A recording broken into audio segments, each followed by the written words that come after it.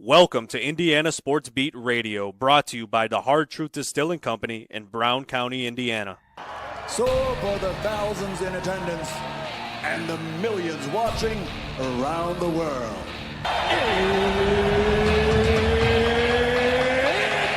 Time! Three on the way.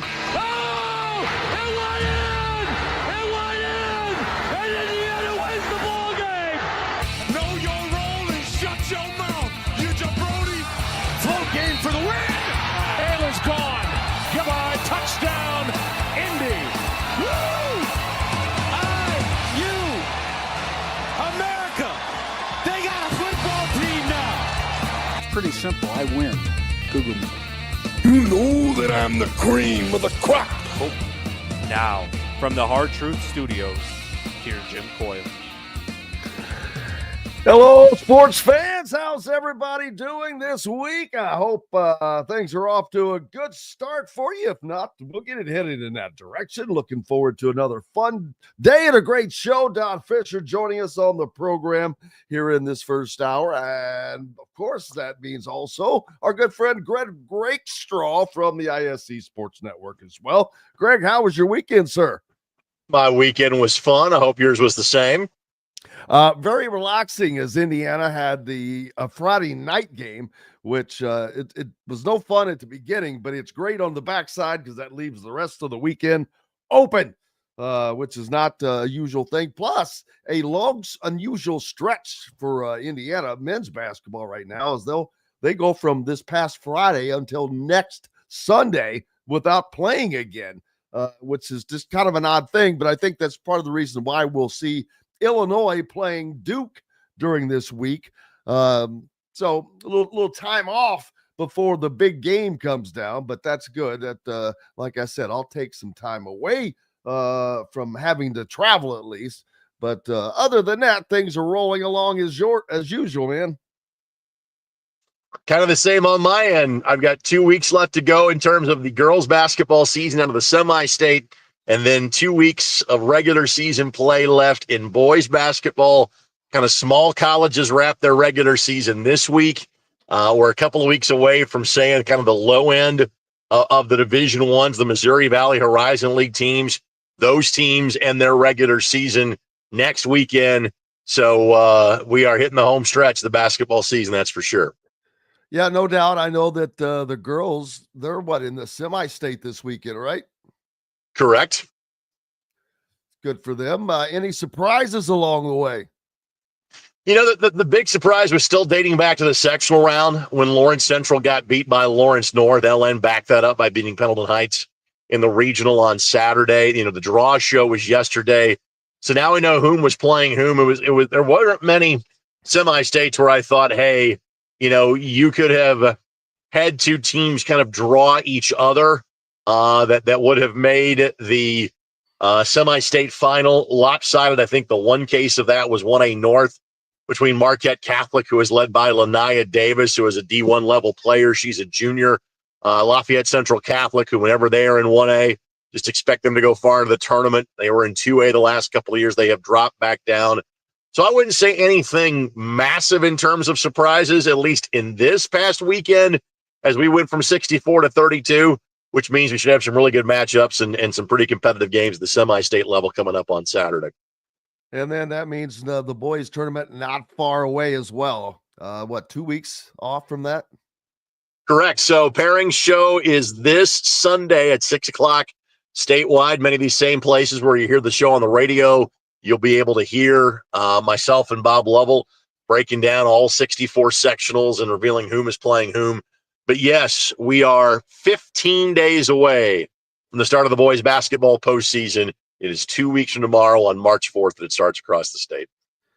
Looking forward to it, man. It is always a fun time. Everybody getting out to their favorite big gyms to fill up. It's always a great time of year when you see those schools or those gyms rather that are of massive size getting filled up by multiple schools, multiple communities. That's the great thing about the Indiana High School Tournament. It is still community driven, man. Exactly. And, you know, all but one of the sectionals are different from a year ago. because of the shrinking of 4A down about the top 80 teams. 3A is the same number of teams, but different teams. Same with 2A. 1A is much bigger. What you have, at least at the 1A level, and to a smaller degree occasionally in 2A and 3A, are kind of the old school 7 and 8 team sectionals, where in theory, your area high school could have, 7 games in terms of 5 nights: Tuesday, Wednesday, Friday, Saturday.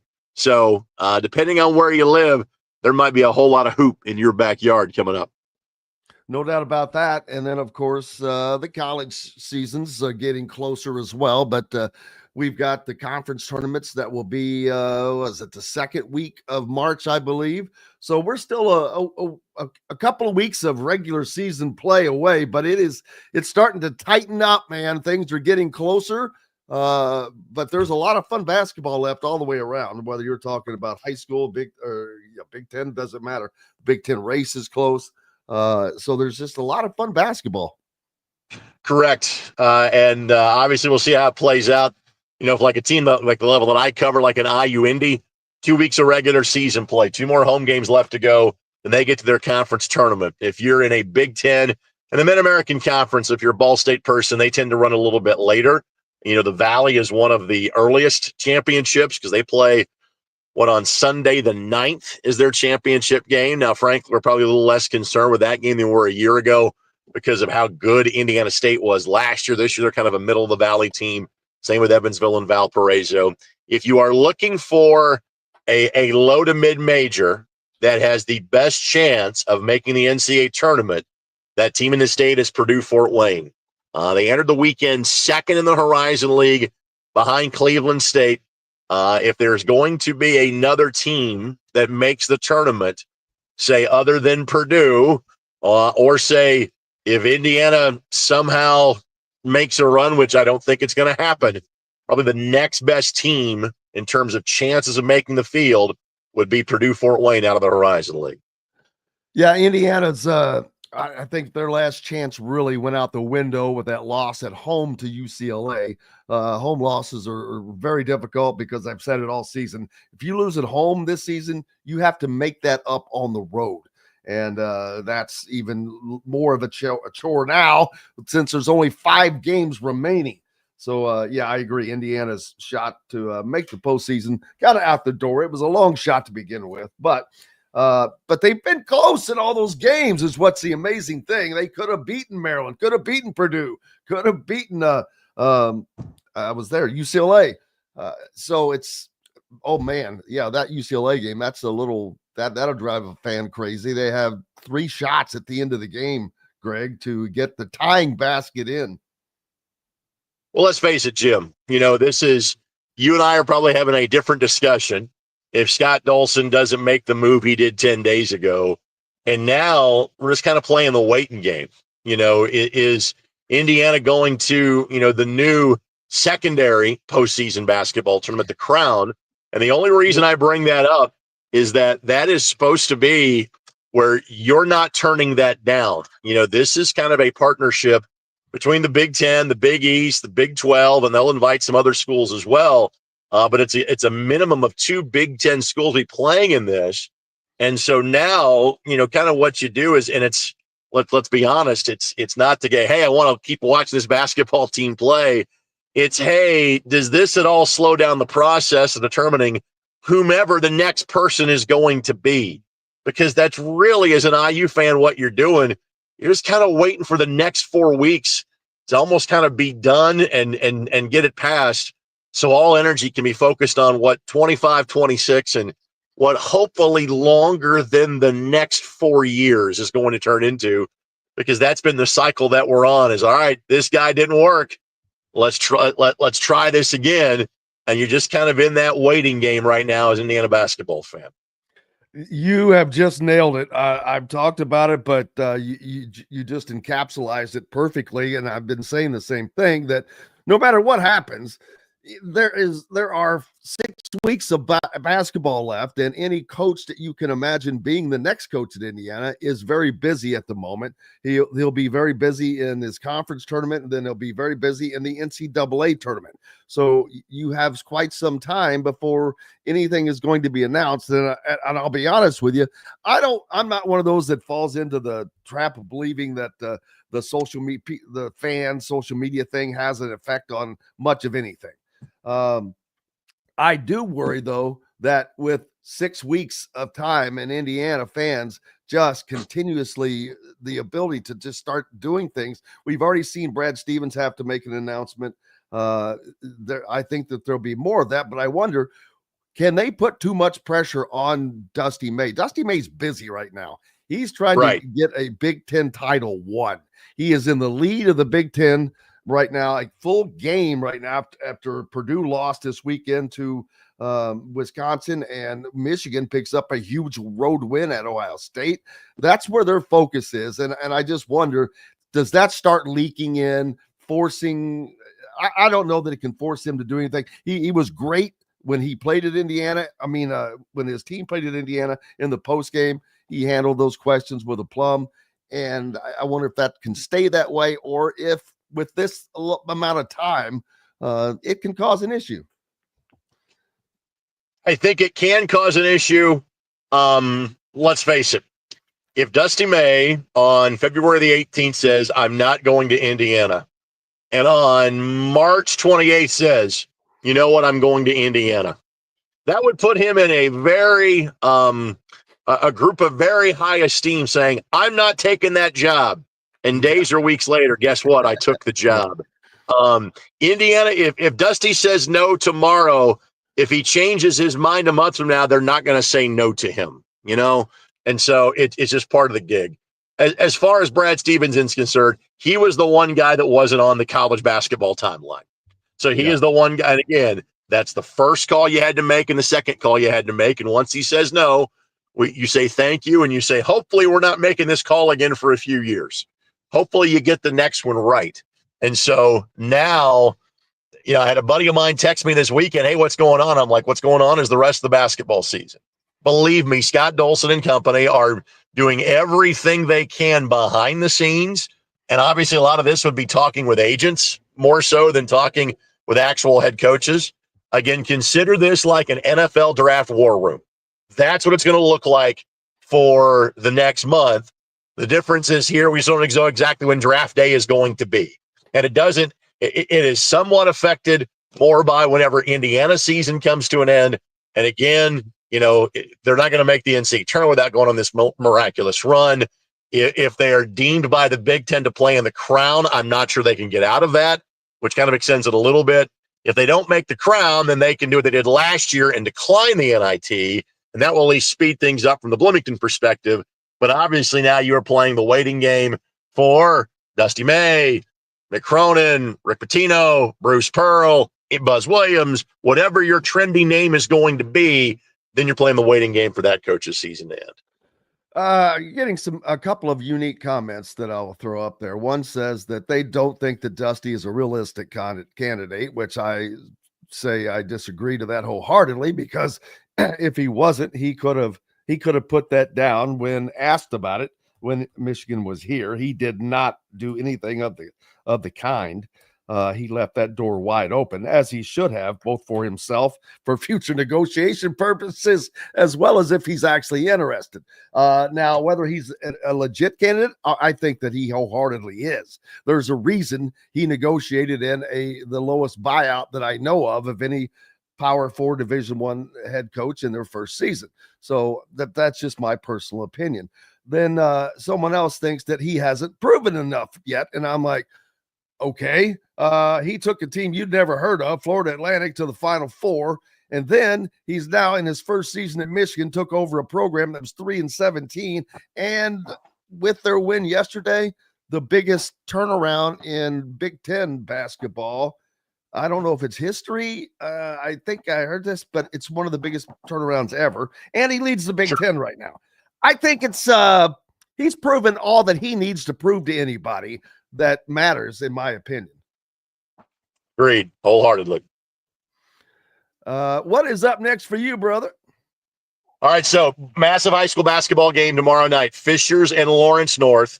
Fishers, the unquestioned number one team in the state. And while do I think they're unbeatable? No. Is there a significant gap between them and everybody else? Yes. So let me put this in perspective. If Lawrence North were to win that game tomorrow night, I still think Fishers is ranked as the number one team in the state the next week, because currently the team that is second in the coaches poll, at least, is Avon. Fishers beat them soundly when they played earlier this year in conference play. Avon's a really good team, but that's how big of a gap there is between Fishers and everybody else. Lawrence North has been kind of up and down as of late. LN got beat by Ben Davis. The MIC has just beaten each other up all season long. No team will get through league play with less than 2 losses in 5 conference games. Everybody has just beaten each other up in terms of that league. So, LN, I don't think has been as good as I thought they would be, but I still point to them as one of the 2 or 3 teams that could possibly beat Fishers. So I'll have that game tomorrow night. I'll do a little small college basketball with Marian University, their final home doubleheader of the season coming up on Wednesday. And then it's back to the high school hoops grind for the weekend with the pairing show coming up on Sunday evening. And I'm sure all of that information is up on the ISC Sports Network as well. Correct? Correct. ISCSportsNetwork.com. Tomorrow night's game can be seen on My Indy TV 23 in the Indianapolis area as well. Make sure you check it out. Our good friend Greg Rakestraw on the call and at the ready. Appreciate you as always, my friend. Thanks, Jim. Thank you, sir. Greg Rakestraw from the ISC Sports Network at ISCSports.com. Make sure you go there. And I hope you notice, for those that are catching us on YouTube, and no matter how and where you're listening, we appreciate you guys on one of our great affiliates like 97.7 ESPN The Ref. Always the right call in Evansville. 12:30 a.m., 104.7 FM, WJOB, the voice of the region, and 1380 The Fan, Fort Wayne's only sports station.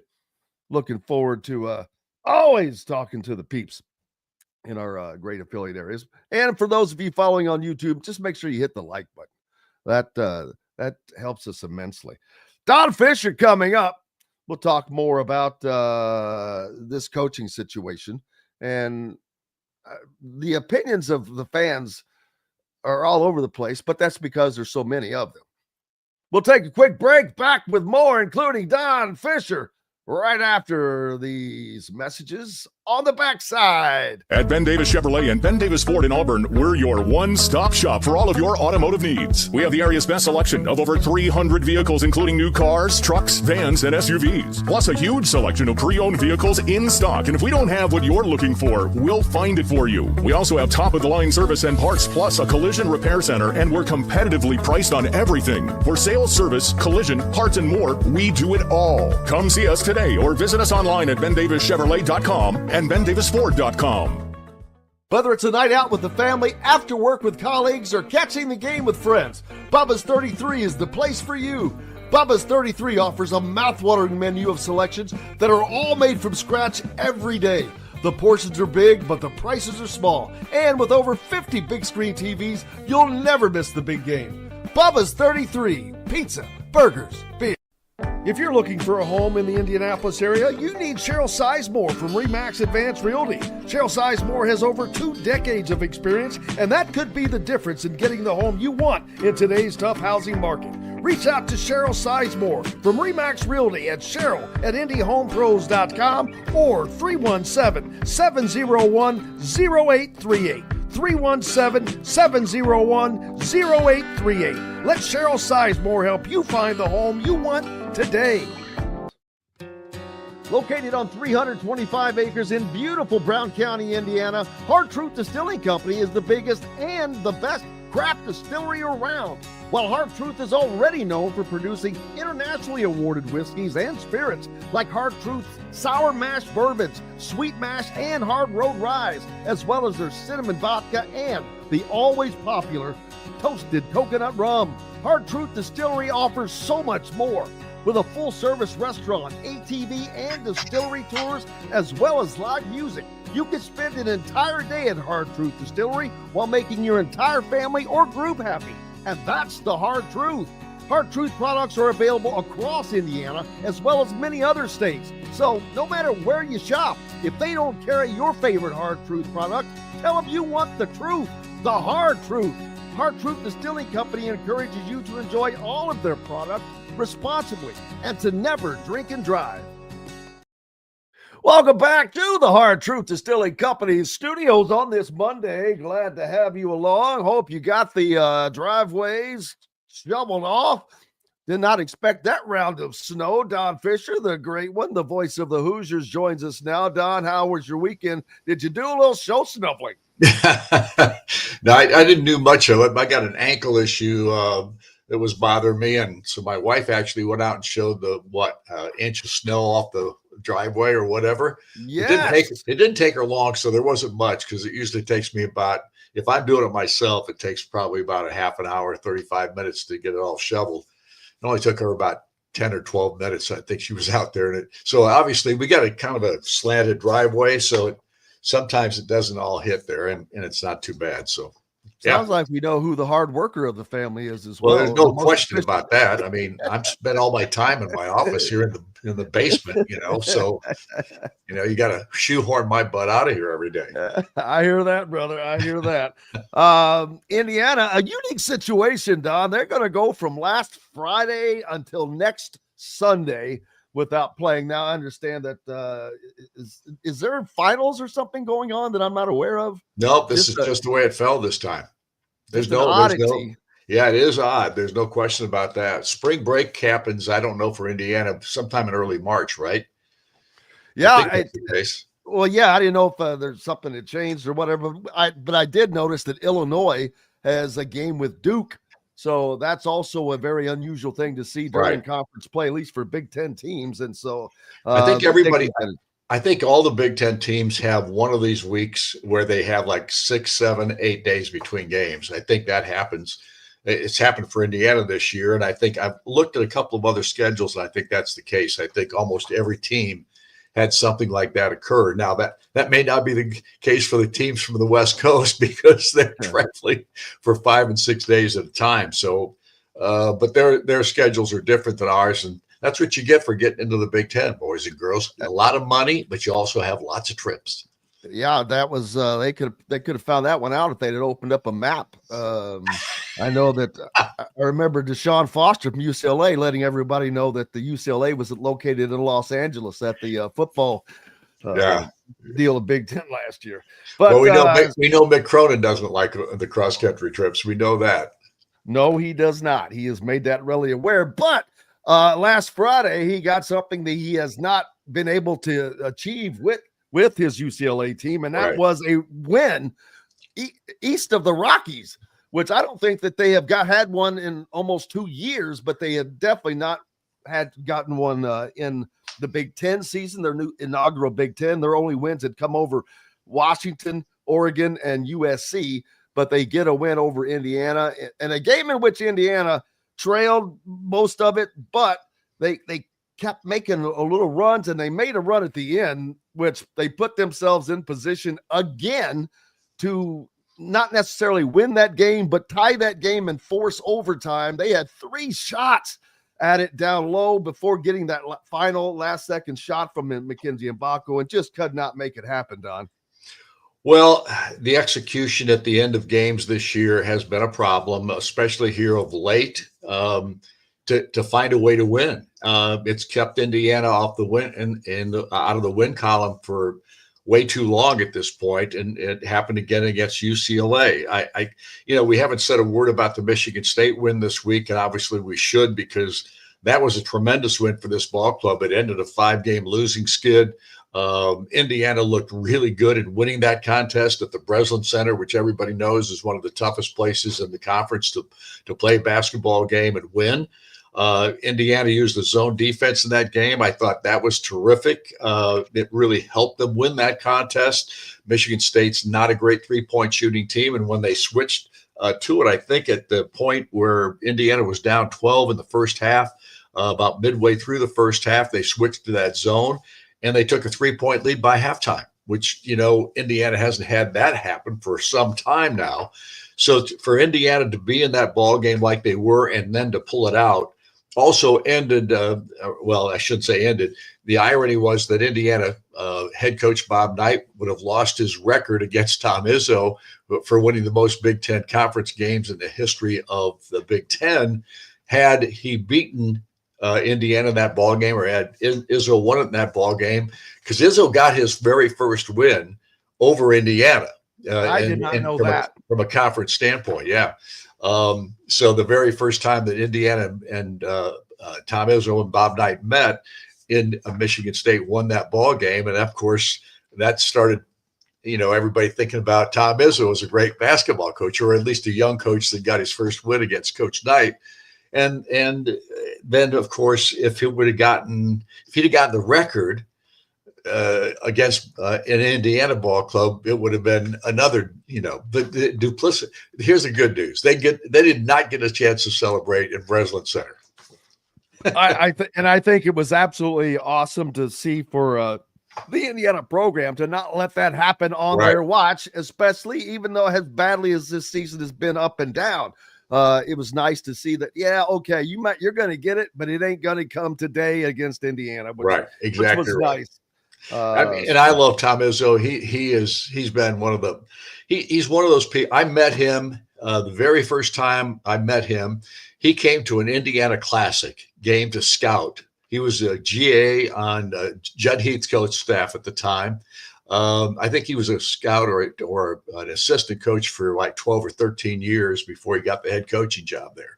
And a lot of people don't know this. They said, well, where did Tom Izzo coach before he was at Michigan State? Nowhere, because he has been there his entire coaching career, 30 years as their head coach. And he's done just a remarkable job. But the first time I met him, he was sitting beside me. They back in the day when they had the Indiana Classic, they set up the configuration for the media differently than they did for the regular season at that time. And he sat right down beside me. He was scouting the theme. He looked like a pup. I mean, he's just he's not a big guy anyway, number one. He was much thinner then, and he looked like he was about 18 years old. And he sat down beside me when we were done with our ball game, and he was scouting the second game because they were going to play one of the teams that Indiana had in the Classic that year in their next matchup. So Tom is sitting there. We introduced ourselves to one another, and we sat there and talked through that whole ball game. I don't know if he scouted it or not, because it was a game I didn't have to broadcast, obviously. It was the second game of the two-game set. So at any rate, I've known him forever, and he always does a pregame interview with me. Home and road, no matter where we're playing.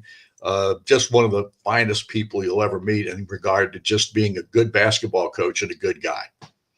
I won't make any comments about it. It'd be nice if you can get your interviews in with your own coach, but that's well, here's what I'll tell you about that. I have no idea. He just doesn't want to do the pregame show. He doesn't want to do the postgame show, and he doesn't want to do the talk shows. We've always known about the talk shows. That's been an ongoing issue because he just doesn't feel like he needs to or wants to do them. We cut him back this year from 15 to 9 shows, and he didn't show up for 2 of them back earlier in the season anyway. And then we had, the last 3 of the season, he will not be involved in those. So now out of the year, he's only had to do 5. So that's all I can tell you is, and look, it's his prerogative. He gets paid to do those shows, but he doesn't lose any money, I guess, when he doesn't do it, because it's in his contract with the university. He gets paid through the university, and I guess he's going to get all of his money out of this thing. So, like I said before, this is not. I don't think I can't tell you that he's unhappy with me. I don't know if he is or not. We don't have lots of conversations other than the pregame, postgame, and the talk shows. But, it's it is what it is, and I'm not bummed by it. I'll deal with whatever I have to deal with. As you always do as a professional. Speaking of Tom Izzo, someone asked, but he did what he did in one extra season, I think, than Bob Knight. And he made a great statement last week when that was all about. He said, look, he said, I had an extra season than Bob. I played more, coached in more games than Bob. He said, and I would trade the national championships for the record with Bob right now, if I could speak to him, and he goes, I'll have my own conversation with him later up there. But so Tom Izzo is very, very, very humble about the whole situation. No better coach to have probably done that than Tom Izzo. I agree with that 100%. In fact, I sent Izzo a letter or an email yesterday. And I just said, you know what, of all the people that might have broken Bob Knight's record, I'm sure he's smiling down that it was Tom Izzo that did it.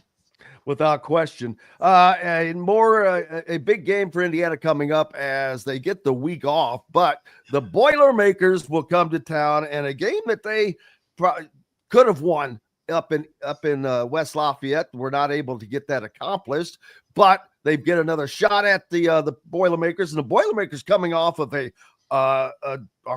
hurtful loss at home to Wisconsin, which knocked them a full game behind Dusty May in Michigan for the Big Ten lead. Yeah, right now Purdue stands 11-4, and Michigan is 12-2, leading the Big Ten right now after their win yesterday. So it's been an interesting year, especially those teams at the top. I mean, you've got really right now you've got 6 teams that still are in the hunt, but that's it. Crazy. Yeah, and 2 losses for the leader, Michigan, 3 losses for Michigan State, 4 for Purdue and Wisconsin. And you could still say that UCLA and Maryland have a shot with 5 losses. So there's 5 games left, at least from Indiana's perspective. And there will be 5 left after that Purdue ball game. So it's going to be interesting. We'll see. Oh, I guess the Purdue game is part of that 5th. Yeah. Absolutely. We'll look forward to it and see what the crowd was great. They were in that game over the weekend as well. And I remember that's going to be a fun time on Sunday, regardless. The fans have been great. They're in these games regardless, I've noticed, which is a little surprising. They could have checked out, but they haven't. They've been in there, and they were in that Michigan game the whole way down. Yep, they were. I give them credit for that. I mean, we're not getting everybody showing up for games. Let's put it that way, because the balconies were pretty much, or at least the balcony that I look at on the far side behind where TV does their stuff from, that balcony was almost empty on Saturday. So there are a lot of people who have season tickets, and the season tickets are all sold every year. But a lot of people are not coming right now because of the struggles that this team has had this year. But the people that do come, they show up, and I'll give them credit. They have not gone off like they did after the Illinois ball game since. Absolutely. No way. And looking forward to it. So what do you do with this long week off, man? I'm going to Florida for 3 days tomorrow. Are you really? Yeah. My wife and I are going down to Florida for 3 days, and then we're coming back on Friday. And it's going to be a nice 3-day vacation for 3 rounds of golf. Perfect timing, brother. Leave the snow. That's why you're such the wise man. Don Fischer, the voice of the Hoosiers, joining us here on Indiana Sports Beat Radio. We appreciate you, sir. Thanks for having me. I appreciate it, Jim. See ya. Thank you. Don Fischer on the program. We've got more coming up from the Hard Truth Distilling Company studios on the backside of this break. Located on 325 acres in beautiful Brown County, Indiana, Hard Truth Distilling Company is the biggest and the best craft distillery around. While Hard Truth is already known for producing internationally awarded whiskeys and spirits like Hard Truth's sour mash bourbons, sweet mash, and hard road ryes, as well as their cinnamon vodka and the always popular toasted coconut rum. Hard Truth Distillery offers so much more. With a full-service restaurant, ATV, and distillery tours, as well as live music, you can spend an entire day at Hard Truth Distillery while making your entire family or group happy. And that's the Hard Truth. Hard Truth products are available across Indiana, as well as many other states. So no matter where you shop, if they don't carry your favorite Hard Truth product, tell them you want the truth, the Hard Truth. Hard Truth Distilling Company encourages you to enjoy all of their products responsibly and to never drink and drive. Ugly Grouper, located on beautiful Anna Maria in Florida, is the place to be, and not just because they have unforgettable meals, including locally sourced seafood. The Ugly Grouper has your favorite craft beers and cocktails, along with live music every day. The Ugly Grouper is family-friendly, able to host private parties, and has the biggest grouper you've ever seen. The Ugly Grouper is the place to be on Anna Marie Island, Florida. Tell them Indiana Sports Beat sent you. Go to theuglygrouper.com for more information. When it comes to apparel and promotions, Freethink has you covered, literally, whether it's 24 or 200 shirts for sports leagues, businesses, or groups. Freethink Apparel and Promotions can also create your very own merchandising store. Freethink Apparel and Promotions did it for Indiana Sports Beat Radio, and they can do it for you.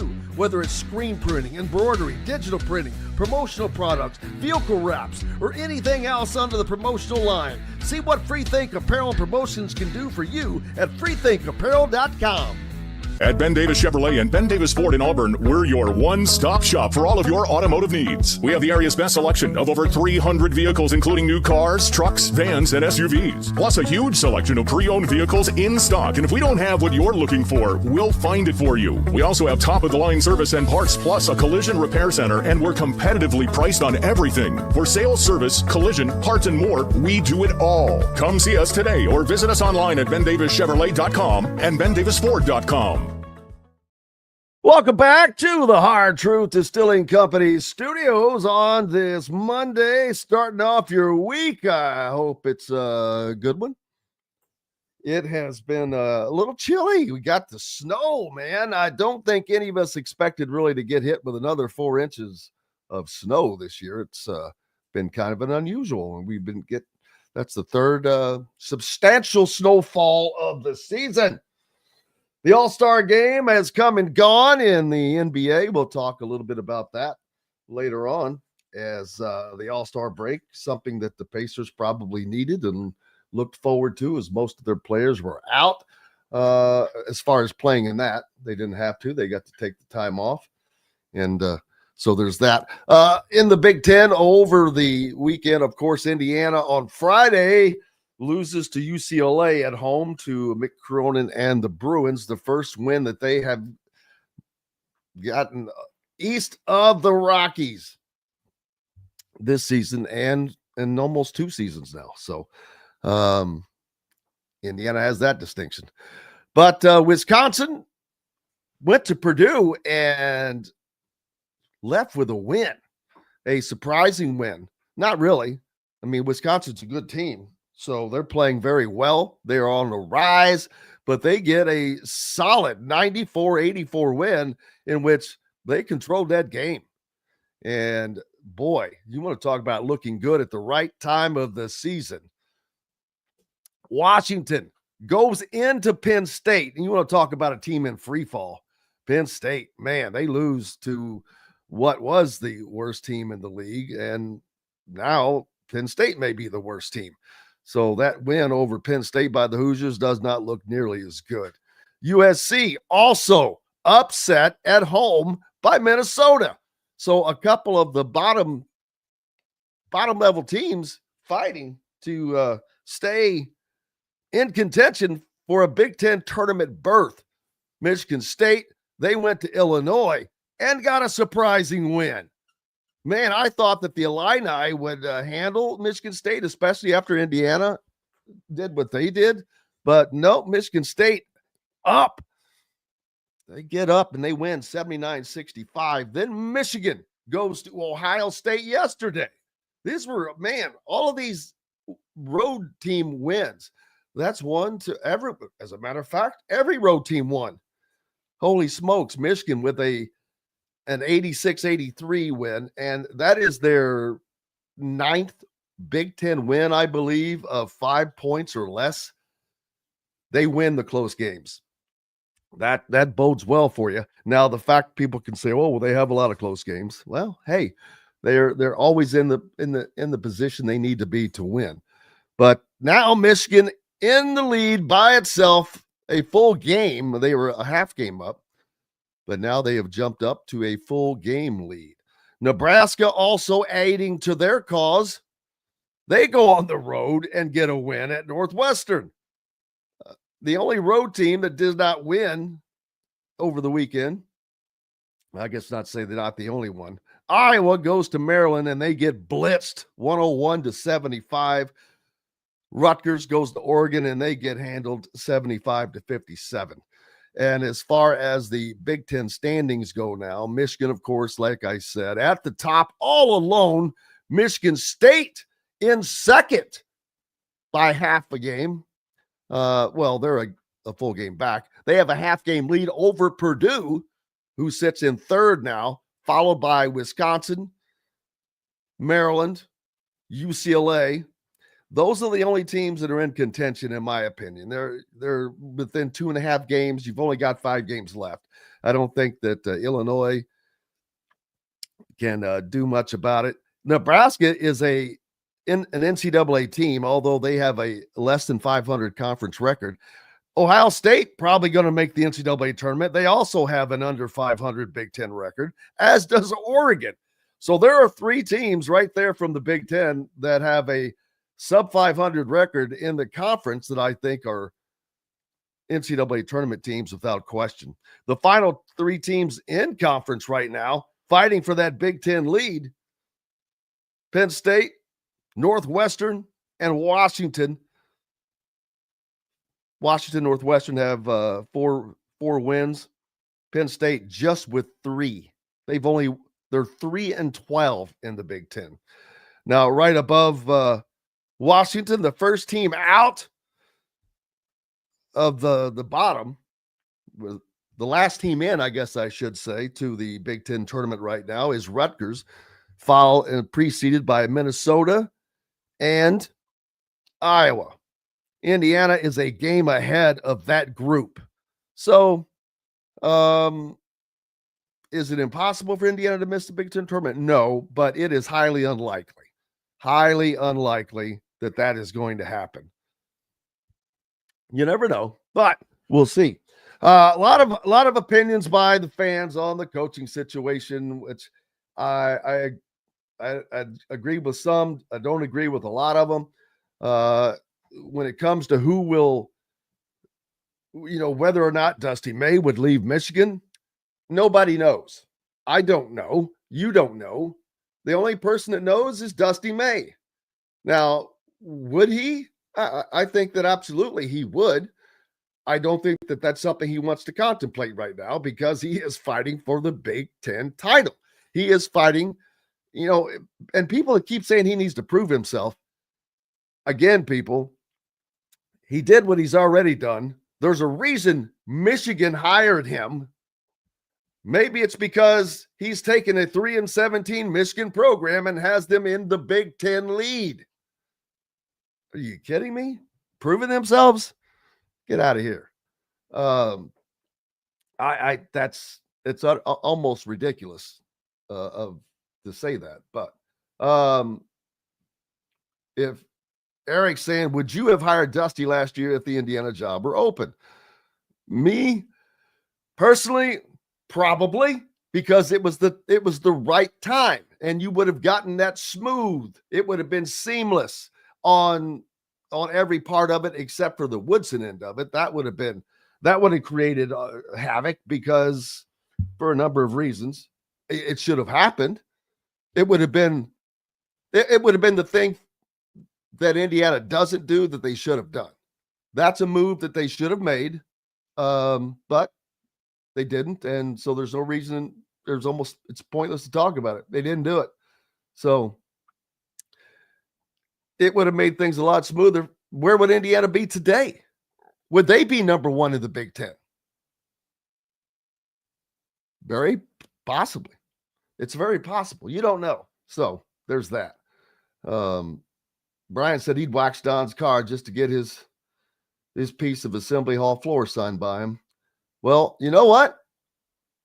I guarantee you, all you have to do is go out to one of the coaches' shows, and you can make that happen.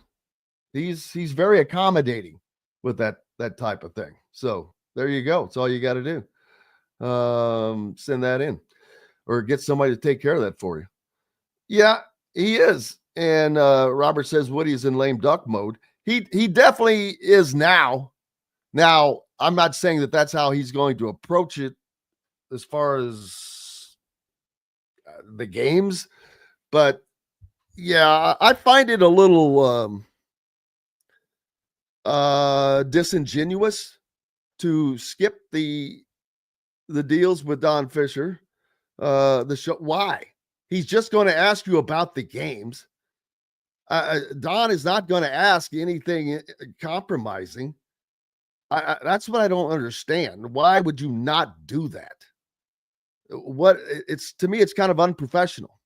You are being paid to do that very thing. And so it is what it is. And to me, it does show a little lack of, yes, I agree, Brian. It shows a lack of class. It shows a lack of a lot of things. Who are you in this for? It's just like, I'm going to pout. I didn't get my way, so I'm going to pout. But again, it does no good to say, talk about that stuff. Like it's just mesmerizing to me, though. Not only are you being paid, you're being paid extraordinarily well. So it's kind of like, get over yourself about that.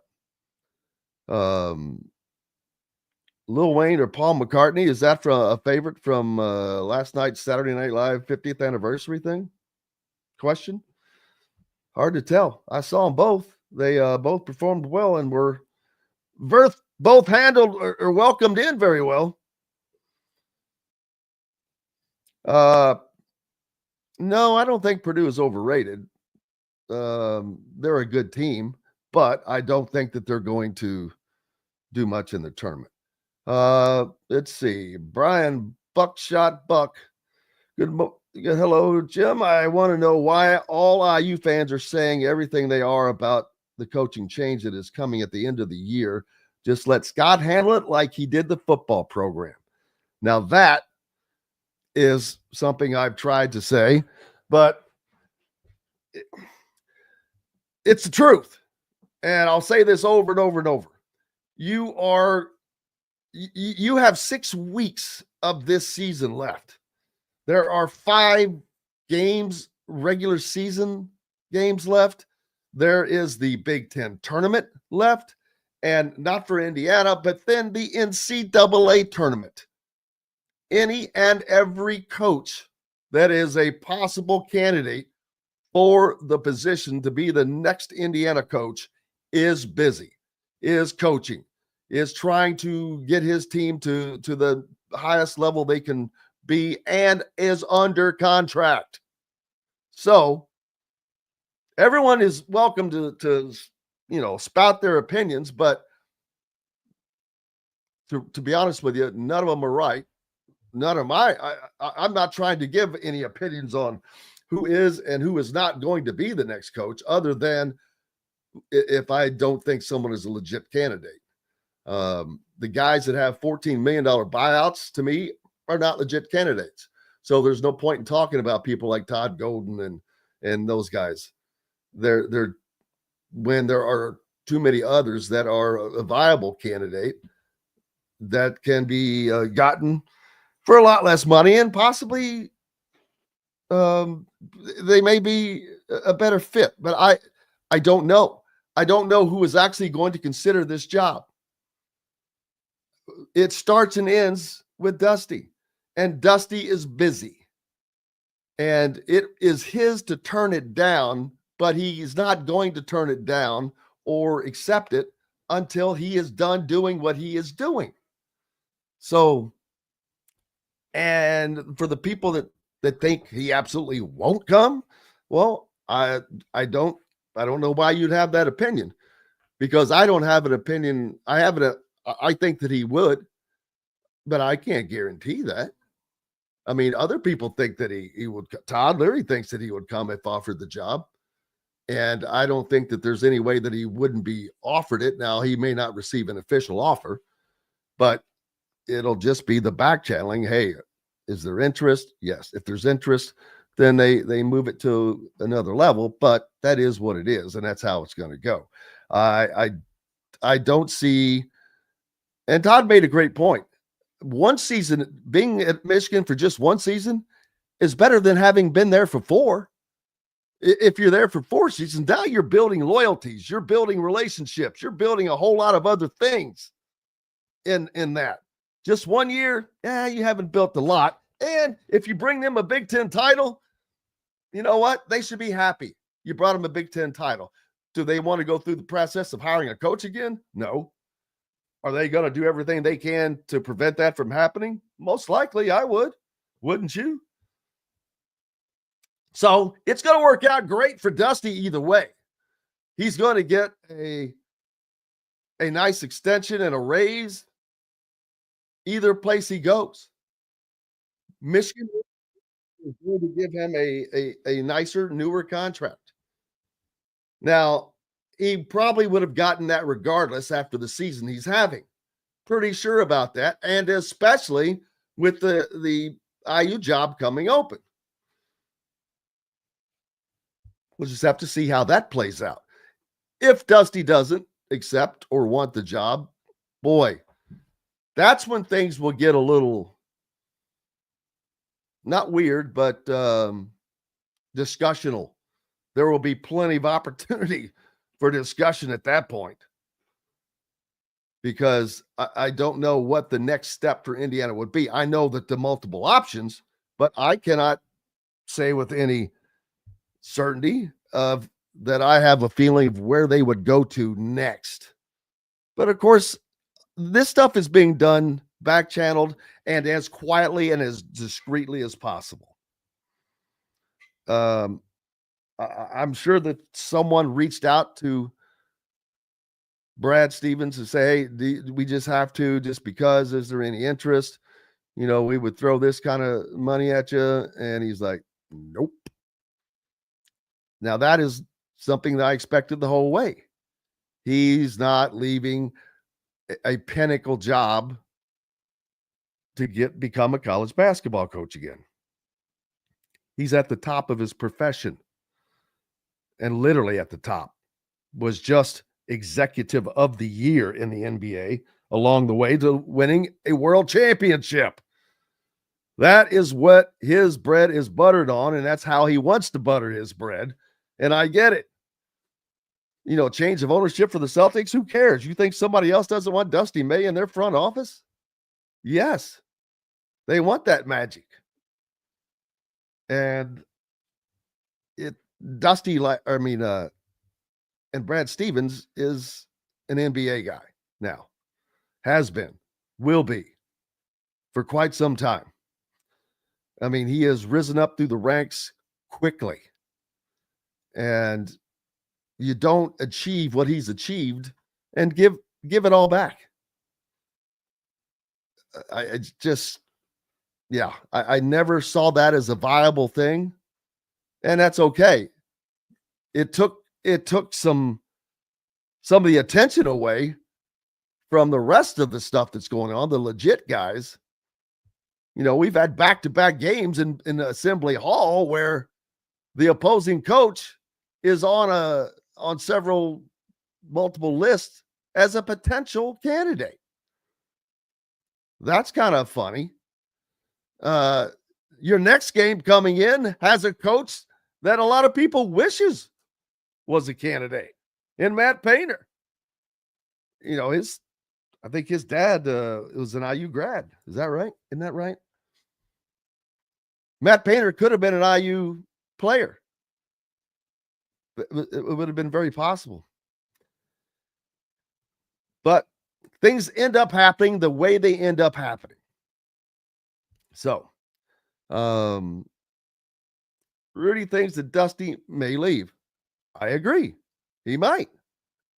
Doesn't mean he will, but I definitely think that is an opportunity. If he really wanted to shut it down, he would have shut it down. And I think he could have still shut it down without hurting his leverage, because all he had to say was to Ward Manuel, you know, I just said that to take a little bit of pressure off you, but the truth be told, you know, I'm going to listen to him.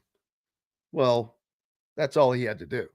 And he could have done that, but he did not. He did not shut it down. And I think that there's a good reason. For one, he does not want that to be a focus, but I also think he doesn't want to spin some yarns. Hey, we've got plenty coming up on the backside. Don't forget Brick and Ivy Realty. Cheryl Sizemore. She's now Brick and Ivy Realty, and you can reach her at CherylSizemore@gmail.com or 317-701-0838 if you're looking for a home in the Indianapolis area. We've got lots more coming up, and we'll be back with it on the backside right after these messages. Located on 325 acres in beautiful Brown County, Indiana, Hard Truth Distilling Company is the biggest and the best craft distillery around. While Hard Truth is already known for producing internationally awarded whiskeys and spirits like Hard Truth's sour mash bourbons, sweet mash, and hard road rye, as well as their cinnamon vodka and the always popular toasted coconut rum. Hard Truth Distillery offers so much more.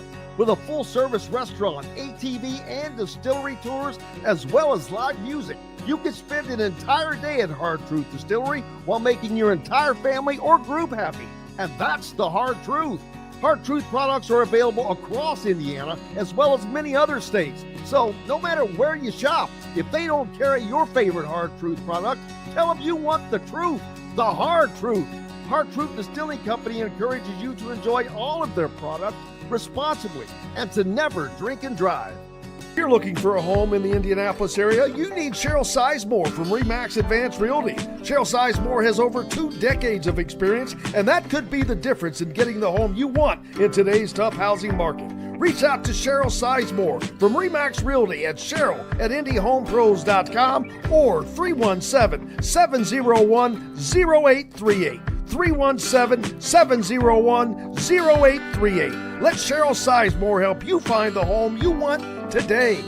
Whether it's a night out with the family, after work with colleagues, or catching the game with friends, Bubba's 33 is the place for you. Bubba's 33 offers a mouthwatering menu of selections that are all made from scratch every day. The portions are big, but the prices are small. And with over 50 big screen TVs, you'll never miss the big game. Bubba's 33 Pizza. Andy Moore Honda is Bloomington's #1 Honda dealer for a reason. Buy a new Honda and get a 3-month break from car payments. That's right, no payments for 90 days. That includes the all-new, all-electric Honda Prologue, and you get it for just 0.9% financing. Or the 2024 Honda Ridgeline Black Edition or the Honda Accord LX, both for just 1.9% financing. Get more to your door from AndyMooreHonda.com, Bloomington's #1 Honda dealer and your best place for new and used vehicles. Welcome back to the Hard Truth Distilling Company studios on this Monday. I hope your weekend is getting started off right and the walkways and driveways are all shoveled off. That was a little unexpected snowfall over the weekend, but that's okay. I guess it is February.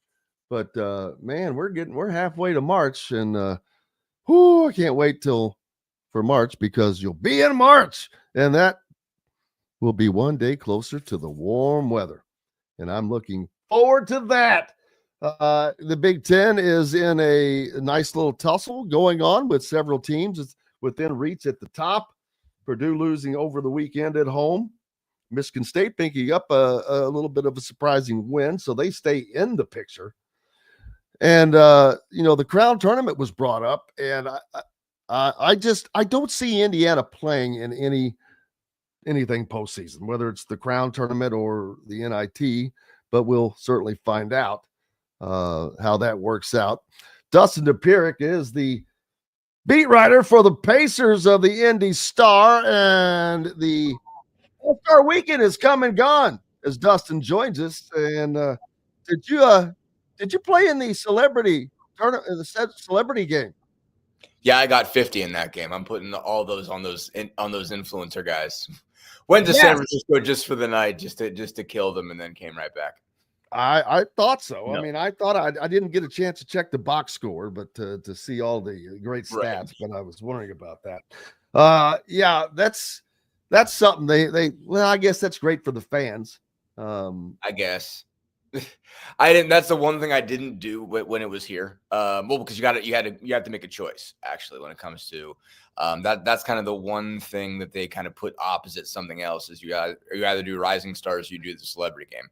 And so for obvious reasons, I was assigned Rising Stars because the Pacers had a player in it.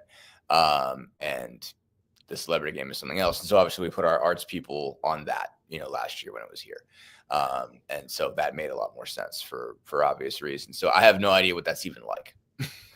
Yeah. And that's the one I don't have a clue about. The All-Star game was done differently this season, a la tournament style, I guess you would call it. And Steph Curry, Jason Tatum led a team of vets to get the first All-Star tournament win of sorts. So that was kind of different. Yeah, it was. It was weird. Did you watch last night, Jim? I did not. I was watching the Daytona 500. Okay, gotcha. Yeah, no. It was kind of dumb. No, I think I think the general consensus among most NBA people, or not most NBA people, just sort of the beat writer crew on Twitter last night, was that there was some value to it. They're like, basically the biggest thing was the semifinals were better as far as just how competitive they were. But there was a lot of standing around, a lot of, because obviously, I mean, it's supposed to be a show, but they put way too much time into it being a show. And there was not a lot of basketball for the amount of time that broadcast was on, basically. I mean, it was 3 games to 40. And, like I think they did 35 minutes of intros, and then the first game was maybe 25 minutes all told, but maybe 10 minutes of actual basketball action. It was probably 25 minutes from tip until the end of game 1. So really the first hour was way more stuff that wasn't basketball, and they managed to get a game in there.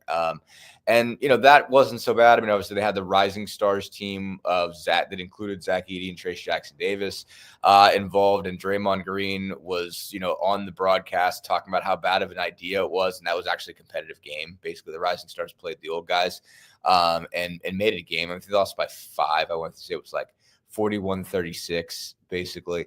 And then they had, big, like, sizable break in between the semifinals and the finals. But what was strange was the team that won the first semifinal, which was Pascal Siakam's team, which was considered the international group. Basically they had Joker and Shai Gilgeous-Alexander, and Giannis Antetokounmpo was on their roster, but he didn't play last night because he had a calf strain. And those guys look like they've been sitting around doing nothing for an hour. Like they had that look to them, which was just like, okay, did anybody make a point to make sure those guys were stretched out? Did they send them to do anything? I mean, because they just definitely looked like they had tired legs. The guy was like, whoa, okay, man, wasn't expecting to do 2 of these today. And so the old guys team with Curry and Durant, LeBron was supposed to be on the team, but he didn't play. Those guys basically went out to an 11-0 run because they were just coming off just playing. I mean, they had maybe like 10 minutes in between where they had a concert and everything like that, but they were still good to go. And sort of like Team Chuck had been sitting around. I don't know, but they just didn't look right. Does that sound surprising to you? It's alone. Team Chuck sitting around. That seems like they should be sitting around. Exactly. But with some McDonald's, maybe. Right. But I mean, they had the most loaded roster. I mean, they had, even without Giannis, they had SGA,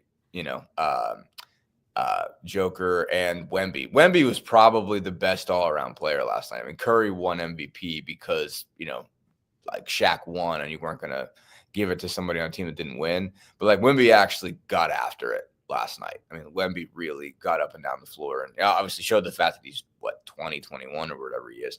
But he's blocking shots and everything like that. And it was like, okay, all right, this guy came to play. But yeah, I mean, obviously it goes along with the Barkley joke, but still. And the other thing they did that sort of really got a lot of bad press was they had, and like on some level it was deserved, on some level it didn't make any sense. They had a tribute for the, basically for the Inside the NBA team for Ernie and Shaq and Chuck and Kenny Smith. And I love that show. So like, I appreciate it on some level. But like, it's also like they're coming back. Like there was obviously discussion of whether they were going to still be a thing because TNT lost the contract. Won't be televised in the NBA anymore next year, which is a shame. But, basically there was kind of a clear understanding of the league of, we got to find a way for these guys to still be involved, even if TNT isn't. So I think they're going to be on ESPN next year. Somebody who's keeping the contract, who's going to be broadcasting the NBA next year, is going to get those guys. And so they're keeping those guys around. So it's like, okay, number one, why did they need a tribute video anyway if they're just going to be doing the same thing for another network? And two, they did it during a timeout in the championship game. So they'd already been sitting around for so long, and it's 11-1, and they have this timeout that takes like 15 minutes, basically for them to get back to play. And it was just like, okay, what is going on with this thing? And so more or less, I think there are some parts of the format that are keepable, but the other thing is just, it just seemed like the finals were actively sabotaged. It just looked like bad basketball. It seemed like the calculus that was made was, all right, everybody hates the quality of play. Let's minimize the amount of basketball they play. Let's not ask very much of these guys, and maybe that'll be all right. They could just run out there for a couple 40-point games, and you're not asking very much. But then there's guys that are all-stars who maybe played 8 minutes of basketball last night, and that, basically if you played in the first game and you got eliminated, again, you played to 40 and then you're done. It's like, okay, did you, it's almost like, did you really need to be there? And so I guess, it's strange. To me, I am the sort that I didn't care last year that it was 200 to whatever, it's just like, all right, they're there to put on a show. It's like, okay, everybody has this idea that it needs to be this cutthroat version of whatever it was in 1989. And it's just like, you're asking a lot of these guys over the course of the year. You don't realize how much of a marathon it is to play 82 and then go play, how many playoff games and everything like that. And you're only judging, basically everybody hates on everybody who doesn't win the championship anyway. So it's just like, all right, you have this notion of okay, everybody's going to be Jordan and just want to kill everybody every single night all year long. And they're going to just be driven by spite to be that good. And, I don't know, it's asking a lot. And it's just like, okay, they're there's going to be some fall off on this thing. They need the break, to be honest. Looking at the Pacers, they are, they needed a week off very, very badly. And I imagine there's a lot of other teams in that boat. And so it's like, okay, this is not going to be that good. It's supposed to be a show. And I don't care if that show includes a game when you don't play any defense and everybody takes 40-foot threes and, windmill dunks and stuff. Okay. That's a show. That's entertaining of itself. That it didn't bother me last year. I think everybody felt like it was this sacrilege against the game that they send Larry Bird and Dr. J into the locker rooms and saying, please, please, please care. And then they scored 380 points. And that's a sign that nobody cared. It's like, I don't know, let them put on a show. It's like, let that be the show. Let them scoring a bajillion points be the show. I'm okay with that. They don't got to get down and defend 94 feet for me. They do that all year. And, they play better defense than anybody realizes. They're just that good at scoring right now. So, yeah. And one thing that just quickly jumps up, though, is have all-star games just simply jumped the shark? Whether it's the NBA, the NFL. They don't even really have one. Baseball works out just because it's hard to screw up baseball to a certain extent. It is what it is anyways. Everybody comes in and plays 3, 4, 5 innings. The pitchers face 3 guys, but that's what it always was. Basically you were never giving you're never giving a pitcher more than 2 innings to start with. So, it was always a limitation. And the point of all-star in baseball is always being you want to see your team's hat in there, you show up on you watch the game on Tuesday night. You want to see your guy get 1 or 2 at bats, they're not asking those guys a lot either, but just the nature of it. It's just if you're going to go up there and bat, you're not going to weakly ground out to second on purpose. You're going to take some hacks. That's just how it's going to be. And if you're going to pitch, you're going to throw as hard as you can for an inning. And they're not asking, they're not asking very much. And so that, it's already the format has always been such that it doesn't force you to do anything that's crazy. You know what I mean? You're never being asked whatever. And you go out there, the sort of pitcher hitter dynamic works out to be, it's as exciting as it's going to be. But basketball, you're asking a lot from, and football, you're asking a whole lot from. And so it's just like it made sense that the Pro Bowl was never going to make sense because, like it's already a collision sport. It's already guys running out and having car crashes all day long. Like, what do you need another? Like, why do you need to do another one of those as reward? For those guys, it made sense that it's devolved into what it is because, like, these guys are already literally killing each other all year. Like they're beating the crap out of each other and breaking legs and tearing ACLs and getting concussions. And it's just like, okay, that's what the sport is. So like, why should your reward be that? Go have fun, go play flag football. That makes a whole lot more sense. And if anybody watches it, fine. And if they don't, fine.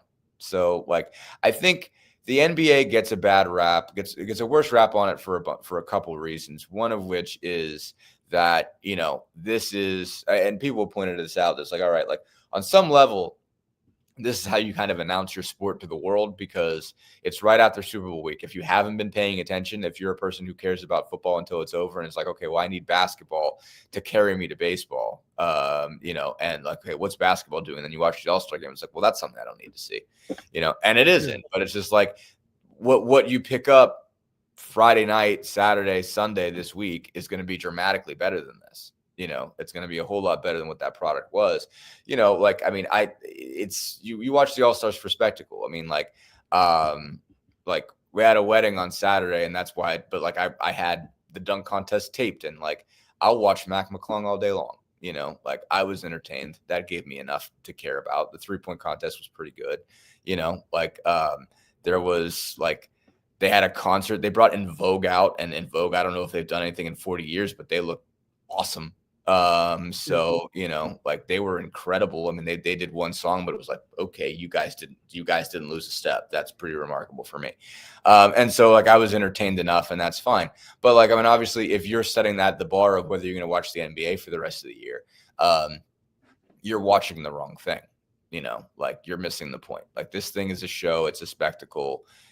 Like. It just, I mean, I guess they set like a bar that no one's trying to reach anymore. And it's just, you can't create a financial incentive for these guys that makes them care because they've got, again, you're asking them to run a marathon. You're asking them to run a marathon in the middle of this. Like, could you just sprint for funsies, in the middle of this?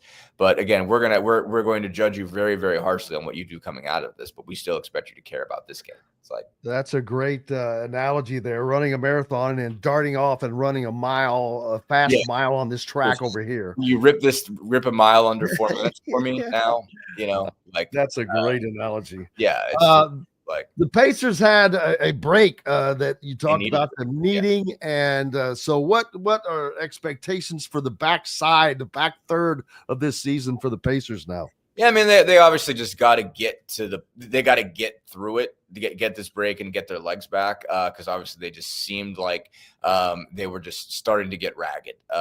Towards the end, obviously they needed overtime to beat the Wizards, and that kind of tells you a little bit just the shape they were in because obviously they're not that bad and they've done a better job this year. They still get a bad rap for playing down to teams without their talent or the teams that are missing players. And they're better at that this year than they were last year. So I think this was clearly a sign that they were, coming up on a lot of fatigue. But they're down to 29. Presuming they come back fresh, obviously they're sitting in the 4 seed right now. And your question is really like, are you going to be able to hold the 4? Are you going to be able to stay in the position that you're in? At least, last year, obviously they needed all the way up until the last game of the year to assure that they were not going to be in the play-in round. And they needed to win that game. Basically like a game against, I think it was Atlanta, the last game of the year. And they had to win that to make sure they got the 6 and were guaranteed a best of 7 series. From there, obviously they managed to go on the run and beat Milwaukee and beat the Knicks and then get in. This year is going to be a little bit different, but I think, if you're the Pacers, you want to hold the 4. I mean, I think that matters. I think you'd rather go through the top half of the bracket than the bottom half, but it's not a lot. It's not a lot more advantageous because basically the issue this year is like last year you wanted to be on the bottom half of the bracket because you would avoid Boston. You know, the longer you could stay away from Boston, the better. You know, last season, basically, because everybody from 2 to 7 was within 4 games of the standings. I mean, you had to look at Milwaukee at the 3 and the Knicks at the 2 and say, well, those teams are beatable. They'd already beaten the Knicks the Pacers 4 out of 5. I think they'd beaten the Knicks 2 out of 3. And so you looked at it and said, okay, well, they can get these guys. And okay, you know, I think they were 2 out of 5 against Boston because they played them an extra time in the NBA Cup. But you could say, all right, well, you know, I don't know if anybody's beaten Boston, but you know, like you at least got a puncher's chance at getting there. You know, this year, obviously, you're looking at Cleveland and Boston are probably going to be on either side of this thing. Basically, you're going to one is going to be the 1, and one is going to be the 2. You know, right now, Cleveland has a 5.5 game lead, and I don't think they're going to lose that. Over the course of the year. I mean, Boston has that look of a team that's already won the championship that doesn't look at itself as having to go win 60 games. You know, again, they seem perfectly happy to go win 55, 56, get in as a 2 and trust themselves that they can win a best of 7 series against Cleveland, even if they have to go on the road for 4 of those games. But one way or another, if you're the Pacers, you're looking at it and saying, okay, well, I've got to beat you know, one of those 2 to get back into the Eastern Conference Finals. And so it's going to be a tough road either way. But I think you'd rather play Milwaukee in the first round than the Knicks. So I think you want to stay ahead of that 6. And I think I think you'd probably rather play Cleveland than Boston. Just for the fact that Boston, even though Boston, I think, is showing more vulnerability and Cleveland looks like the better team, you know, Boston's been there. And I do think they're going to be able to turn it on. And, you know, so, I mean, at the end of the day, I don't think they beat either one. I think it ends up being Cleveland versus Boston. But if you're the Pacers, I think you want to play the team that doesn't have the recent championship resume. And certainly Cleveland's won championships in the not too distant past, but they had LeBron James at the time. So, you know, it's obviously an entirely different crew. And guys that, you know, it's going to be led by guys that haven't won championships. Donovan Mitchell, Darius Garland, Evan Mobley, Jared Allen, all really, really, really good players, you know, don't have rings yet. So I think you'd rather play those guys. So I think you want to hold the 4. You've got a 1-game lead on Milwaukee right now. If you could put yourself in a position where you have home court advantage in that's helpful. I mean, Milwaukee's going to want to get him. You know, Milwaukee's already beat them twice this year. They've got 2 more games against the Bucks in the regular season. I think it's very clear that Milwaukee does not want to lose these guys again. You know, Giannis and Dame look very motivated. You know, they moved on from Chris Middleton, got picked up Kyle Kuzma.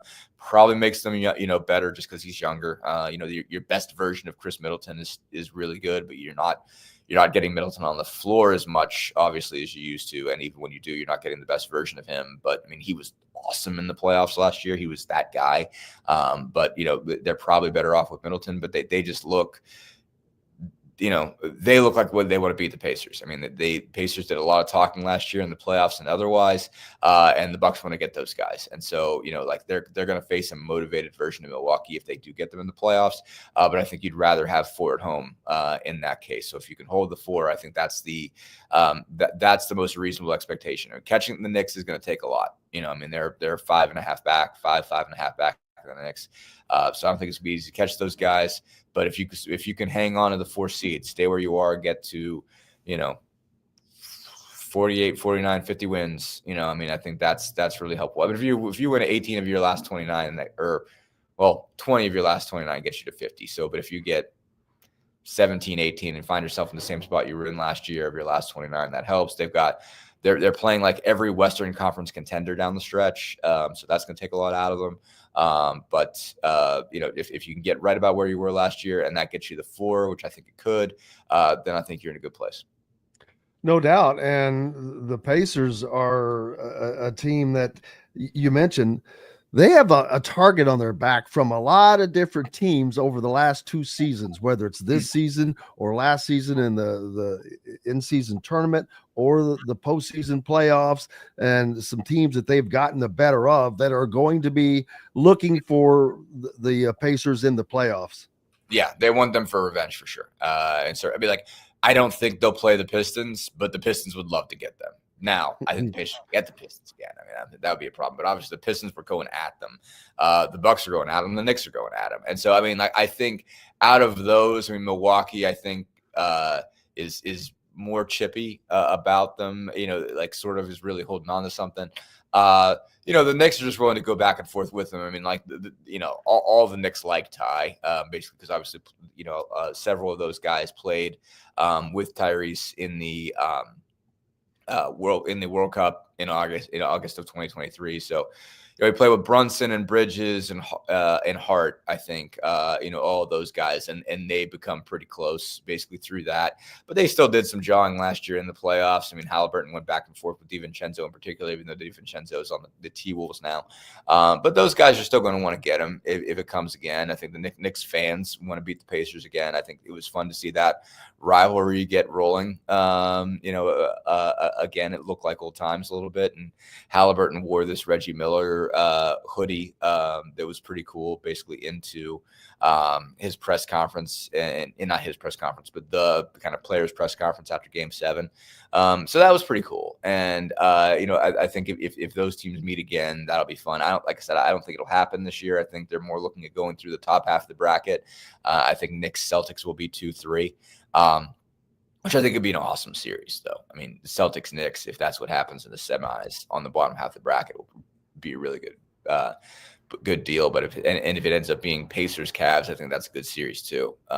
So there could be a lot of fun stuff. But yeah, I mean, there are a bunch of teams in the East that want to get the Pacers now, because the Pacers talk, man. They do. Halliburton talks, Siakam talks. Siakam is a quiet trash talker. Benedict Mathurin talks. So they jaw and they have fun with it. And basically, I mean, they look at it as like, that's part of the fun of the deal, is that you get into trash talk and, talk on each other, and they have a fun time with it. And, sometimes, not everybody likes it. So, they are going to be motivated, whoever gets them. I mean, they're not sneaking up on anybody this year. Nobody is looking at the, nobody in the league is patting the Pacers on the head. And saying, "Oh, good for you! You guys are back. That's nice." Yeah. Reggie Miller and stuff. It's like cool to see the old times. They're like, "All right, no, I've got no interest in letting you guys win. We are going to come at you." But they have some capacity. They're a better defensive team than they were last year. They're not as good offensively, but better defensively. I mean, they might be better built. This year. But I think the difference is the East is different, and those two teams in the East are. Like the fact that there's a second legit contender in the Eastern Conference, where last year it was sort of the Celtics and everybody else, it changes the path pretty dramatically. Absolutely. The great Dustin Dopirak is with us from the Indy Star, Pacers beat writer. We've got lots more to talk about on the backside as we'll hit this quick break. And don't forget, Brick and Ivy Realty has Cheryl Sizemore. Now reach out to Cheryl at CherylSizemoreSells@gmail.com or 317-701-0838. If you're looking for a home in the Indianapolis area, 317-701-0838. Back with more Dustin Dopirak right after this break. Andy Moore Honda is Bloomington's #1 Honda dealer for a reason. Buy a new Honda and get a 3-month break from car payments. That's right, no payments for 90 days. That includes the all-new, all-electric Honda Prologue, and you get it for just 0.9% financing. Or the 2024 Honda Ridgeline Black Edition or the Honda Accord LX, both for just 1.9% financing. Get more to your door from AndyMooreHonda.com, Bloomington's #1 Honda dealer and your best place for new and used vehicles. Ugly Grouper, located on beautiful Anna Marie in Florida, is the place to be, and not just because they have unforgettable meals, including locally sourced seafood. The Ugly Grouper has your favorite craft beers and cocktails, along with live music every day. The Ugly Grouper is family-friendly, able to host private parties, and has the biggest grouper you've ever seen. The Ugly Grouper is the place to be on Anna Marie Island, Florida. Tell them Indiana Sports Beat sent you. Go to theuglygrouper.com for more information. When it comes to apparel and promotions, Freethink has you covered, literally, whether it's 24 or 200 shirts for sports leagues, businesses, or groups. Freethink Apparel and Promotions can also create your very own merchandising store.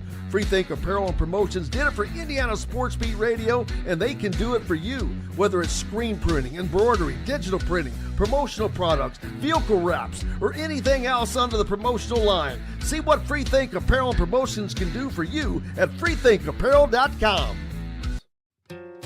Located on 325 acres in beautiful Brown County, Indiana, Hard Truth Distilling Company is the biggest and the best craft distillery around. While Hard Truth is already known for producing internationally awarded whiskeys and spirits like Hard Truth's sour mash bourbons, sweet mash, and hard road ryes, as well as their cinnamon vodka and the always popular toasted coconut rum. Hard Truth Distillery offers so much more. With a full-service restaurant, ATV, and distillery tours, as well as live music, you can spend an entire day at Hard Truth Distillery while making your entire family or group happy. And that's the Hard Truth. Hard Truth products are available across Indiana, as well as many other states. So no matter where you shop, if they don't carry your favorite Hard Truth product, tell them you want the truth, the Hard Truth. Hard Truth Distilling Company encourages you to enjoy all of their products responsibly and to never drink and drive. Welcome back to the Hard Truth Distilling Company studios on this Monday. A little snow out there. Did you get to do some snow shoveling? A touch. Yeah, a little bit. Did like I just nope, nobody likes it. No. Just did the sidewalks. I mean, I don't mind it. It sometimes it's better than other times.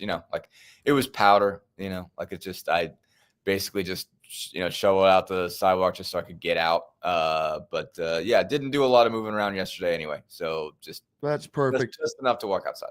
Perfect day. Dustin Dopirak of the Indy Star with us. Indiana had a game with UCLA on Friday. UCLA has not had any luck, Dustin, east of the Rockies for nearly 2 years, of course, until they come to Bloomington and they get their first Big Ten win outside of the Pacific Coast time zone. And now they head back, and Mick Cronin had nothing to complain about for the first time, maybe after a loss back here. But his name has been mentioned by some on this coaching search. And I personally don't see it because I just look at the first thing I look at is a coach's buyout. And I put them in a category. I'm like, I don't think Indiana looks at them. I don't think Indiana looks at a guy that's got a $14 million buyout, which is Todd Golden of Florida. I don't think that Mick Cronin, I forget exactly what his buyout is, but I remember looking last year. It's really weird how UCLA kind of has him handcuffed with the buyout. I cannot remember exactly what his is now, but I think it's still up there kind of substantially. But there's no doubt amongst Indiana fans after Brad Stevens, who had to make an announcement again that, hey, I am not a candidate for the job in Indiana. I never expected him to be a legit candidate. You can't offer him more money. He's already making $11.2 million a year. You're not offering him a job that he was going to work less than he does right now. Not that he doesn't work, but he does not have the kind of work and stress that a college coach today has. Being the president, he has the stress of winning, but it's just there was no situation that I saw him leaving the Celtics for this position.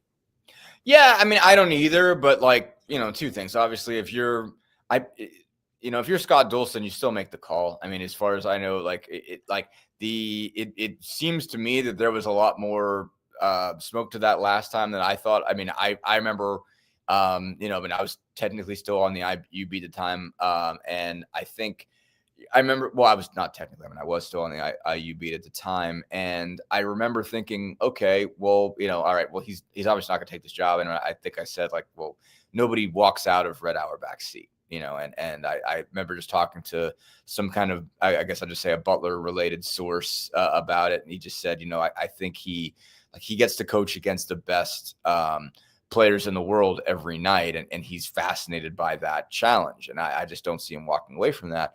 But he kind of did, obviously, to change jobs, but it obviously seemed like they at least made some legit progress with it last year, and it was a real last time that it was a real discussion. He took it seriously. It's at least what it seems to be. Obviously, he didn't tell me that, so I don't know that from his perspective. But he stuck around long enough in the discussion that it seemed like he was legitimately taking it seriously. So if you're Scott Dolson, you need to call, and then I mean, as far as I understand it, he didn't put out a statement. He just took a call from Jeff Goodman. Now, obviously, if you're Brad Stevens, like Jeff Goodman's up that way, and if you're getting a call or a text from Jeff Goodman, why he's calling, and the question you're going to ask, and you obviously make the decision that you're going to answer it.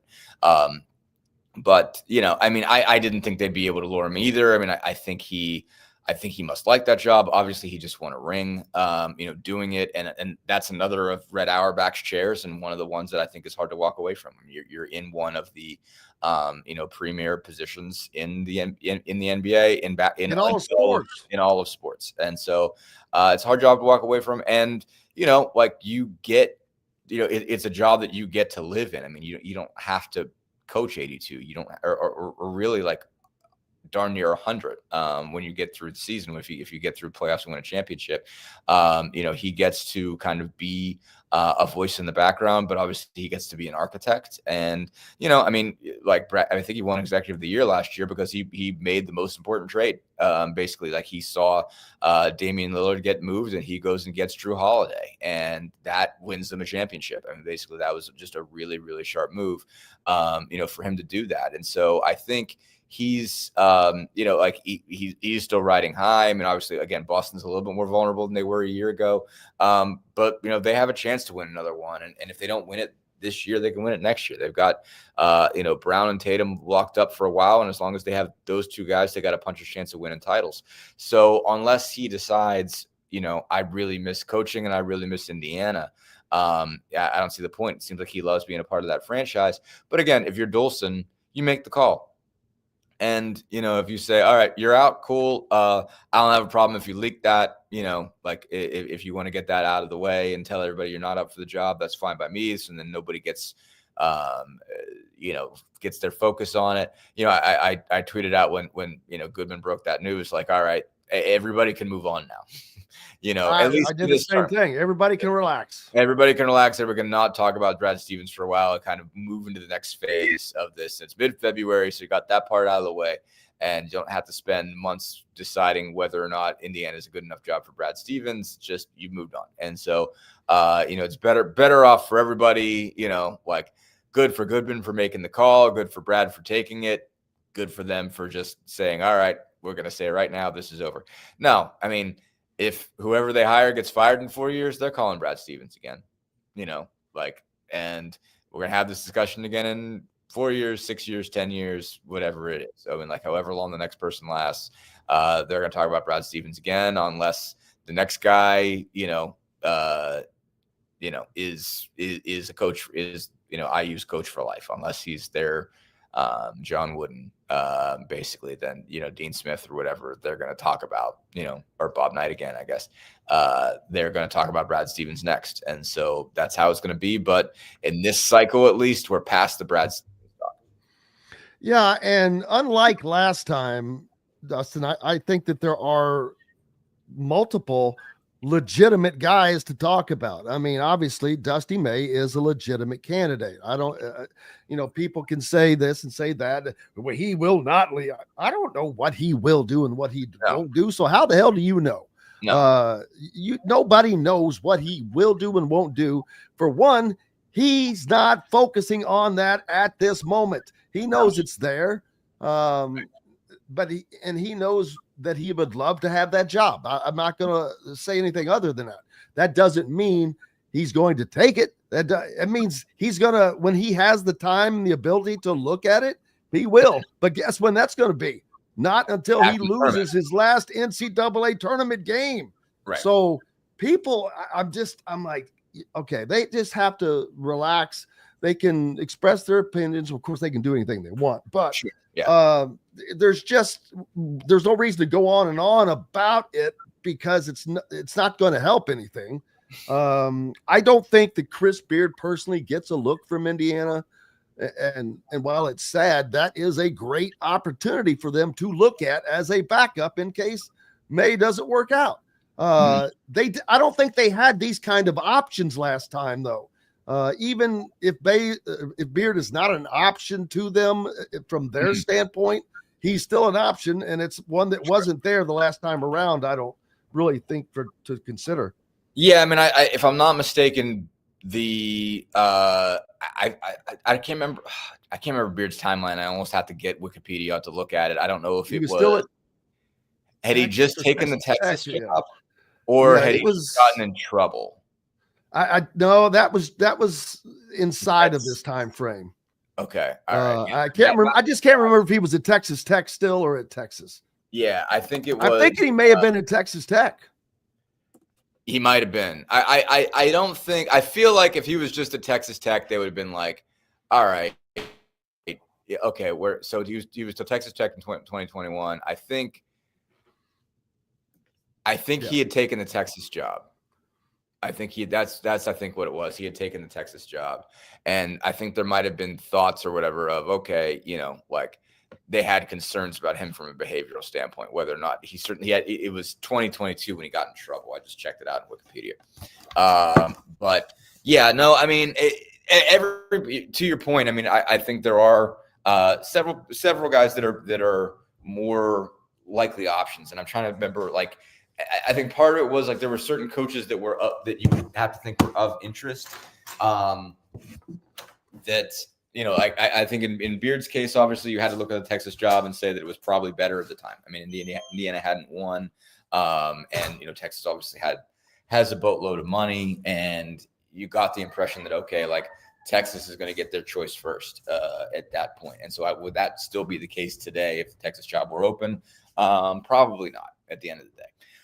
So yeah, I mean, like, obviously getting out ahead of it, makes a difference. I'm trying to think of other jobs that were open at that time. I mean, I think, it just seemed like they were not necessarily number one in the pecking order at that point. And so once you got past Stevens, it was like, okay, well, what is Indiana going to do if not him? And it's like trying to lure some guys out of good positions. Obviously,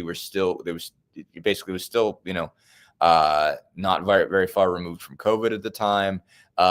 So, like there were other issues as far as that was concerned. And so I think, I'm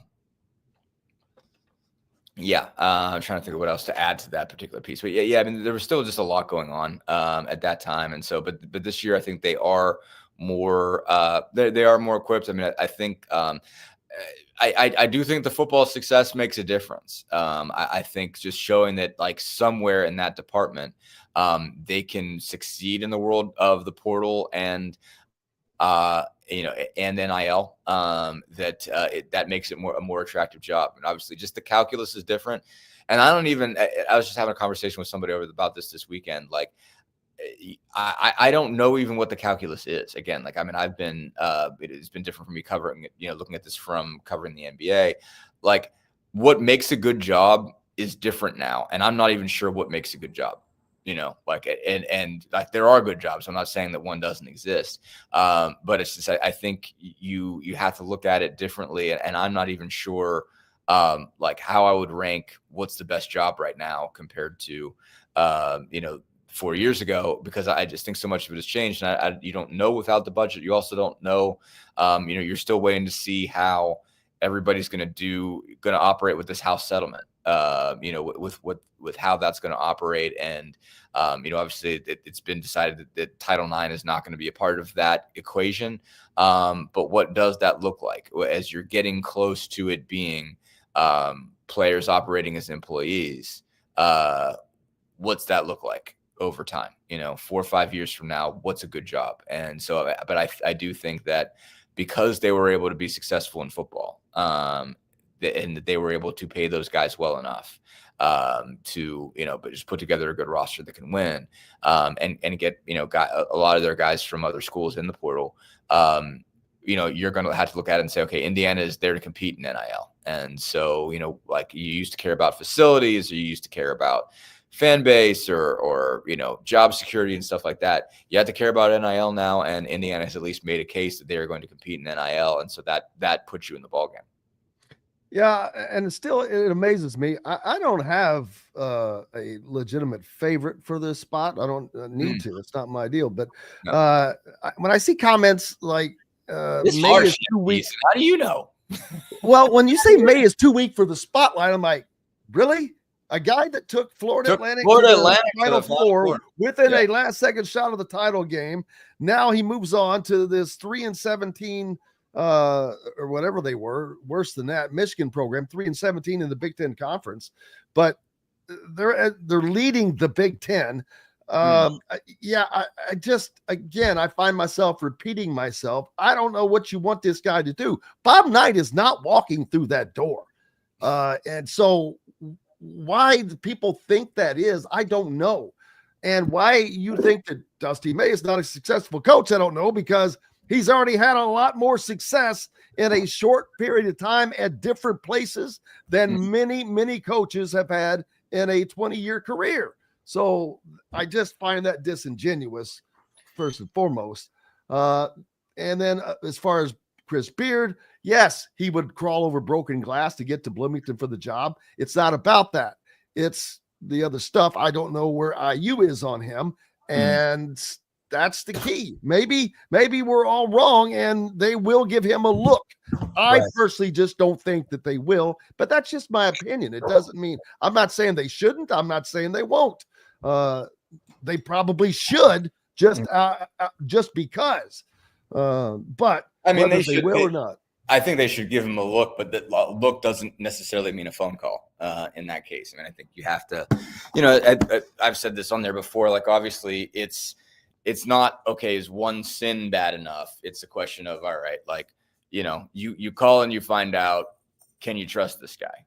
Because you don't need somebody to come and get in trouble, because Bloomington can be a fishbowl, it's a small town, Indiana basketball is basketball is the highest covered program in the league without question. Right. And so it's just like, if you have concerns, if you're worried, if you don't think that, for lack of a better way of putting it, he can hold up without getting in trouble, then, if you don't trust it, that's a reason not to. I'll just say that. Look, I don't know the guy. Obviously, I can't cast aspersions, but obviously, the questions you have to ask is what he got in trouble for bad enough. It's, do you think he still does it? Do you think he's just gotten away with it, or is he legitimately changed? And how is this guy operating different as a human, or is he? I think that's the questions you got to ask. I don't know. I have no idea. And so couldn't even begin. And if you don't trust it, you don't trust it. I mean, again, I do think Fred Glass did set kind of a standard on this stuff. And the reason was, and I remember this vividly. And I talked to him about this a bunch of times. It's in his book, the whole bit. Fred Glass was shaken by Penn State. I mean, shaken. That whole department was shaken by what happened at Penn State, and their sort of thing was, this will never happen here, and this is what it requires. And obviously it's different kinds of things, but it's saying anything, stuff that involves, it's just, you have to just be clear about who's working for you, and know as best you can. You're not, they say you recruit your own problems. When it comes to getting players that have had behavioral issues in the past, it's like, okay, well, if you signed up for that, you signed up for that. And they're looking at it as like, we don't want to be a major scandal. I mean, they had a lot of respect for everybody in the Penn State department. Those guys, those departments were close. They knew the athletic directors, the administrators, stuff like that. I mean, I think in part because Indiana was so good at basketball and Penn State was always so good at football, they didn't really have a kind of clash for many years, but they had a lot of respect for each other. And so when something horrible happened at Penn State, they set a high bar for, okay, we're going to not, obviously Penn State had no reason to think, in terms of when they hired Jerry Sandusky, that would ever be an issue. But it's just all right, we've got to be, we watch this stuff closely, and they really have been concerned about anything that was sexual, domestic, anything like that, even a whiff of that. They don't like the idea of getting involved in.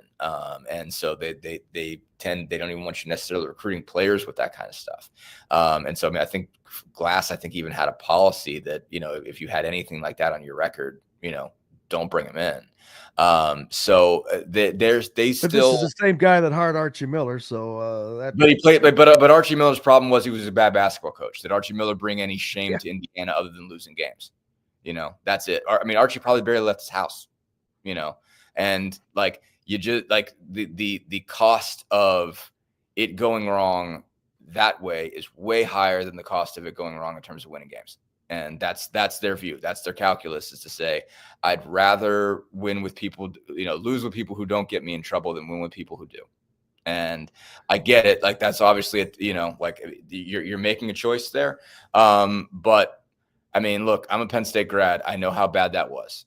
I didn't want to wear a t-shirt for years, cause it's just like, and even when I went back home to talk to other people I went to school with, like, that's all we could talk about. And now, obviously, again, that's dramatic. That's not, like, not everybody who gets in trouble is, something what Jerry Sandusky did. That's another level. But I mean, I think, Glass's view with that is just like, if you can avoid getting in that kind of trouble, do. And so, like, again, obviously Chris Beards was not accused of doing anything like that.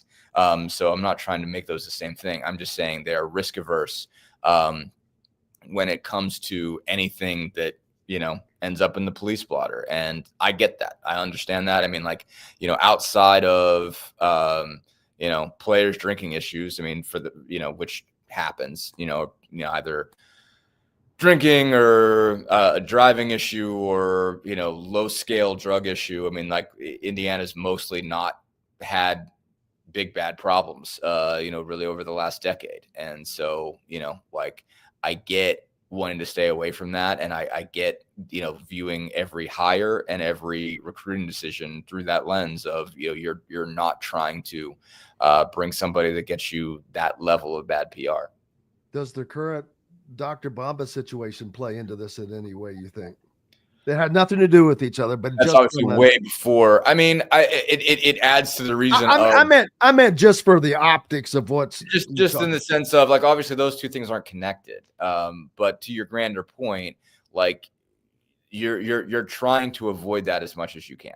And so, and all this is, again, like, we're talking about two dramatically different kinds of accusations and whatnot. Oh yeah. I just meant because there's some attention on the program. But the point is, you're doing research. If like, I don't think that track totally precludes them from calling Chris Beard. But it requires them to do due diligence before they call Chris Beard. I will say he seems to be the overwhelming favorite amongst the general fan. He is. I mean, and the thing is, like, first off, there's always a general fan. Like, the thing about it is, if the fan's wrong, they don't pay the price for that. Like, if you go, and most of the general fans are not donors. Yeah, they're not donors, and like, you don't have anything on the line if he screws up. You don't have to answer any questions about why'd you hire a guy who already got in trouble for this and now he's in trouble for that. Like. And every fan base I've ever seen, ever been around, there's always a pocket that wants the guy that was in trouble, because they're like, that's the serious way of doing things, is you go take the damaged guy. Like, go take the guy that nobody wants, that's won before. It's like, I mean, like, every year, even like Tennessee fans still want Bruce Pearl back. And well, I'm sure they do. So, yeah, I mean, Bruce Pearl wins, but Bruce Pearl went there and got them a whole heap of trouble. Now, obviously, that stuff's probably not even illegal anymore for whatever he got in trouble for, and Kelvin's stuff the same way. But you don't have to pay the price for that. You don't have to deal with NCAA sanctions. You don't have to deal with a bad PR. But it's all like every job that always comes up, there's always a pocket of every fan base that's like, go get me the biggest name that's won on the biggest level, and I don't care what he did. Like, just get me that guy. Like, he wins, and like, in some way, there's I think always a pocket of the fan base is like, well, give me the guy that'll do whatever it takes to win. I don't care if he cheated. Like, doesn't matter to me. Screw it. Like, that means he wants to win. I don't care. I want the guy who really wants to win. And there's something to be said for that. There are guys who, again, like Kelvin in particular, like, was willing to, basically like, and again, you could argue the wisdom of those, NCAA rules that he broke. And obviously most of them don't even exist anymore. But it was just like, all right, like you're already in trouble and didn't use that as a reason to keep yourself out of trouble and kept doing what they told you explicitly you could not do. But it was just like, okay, well, like for some people that's like, well, he wants to win really bad. He's not going to let anybody tell him what he can and can't do. I want that guy because that's the guy who runs through walls. And if he's got to cut some corners here, I don't care. But again, like I get that, but on the same level, like when you're an administrator, you have to care because that carries weight for the next thing and the next thing, and whatever else you're going to do.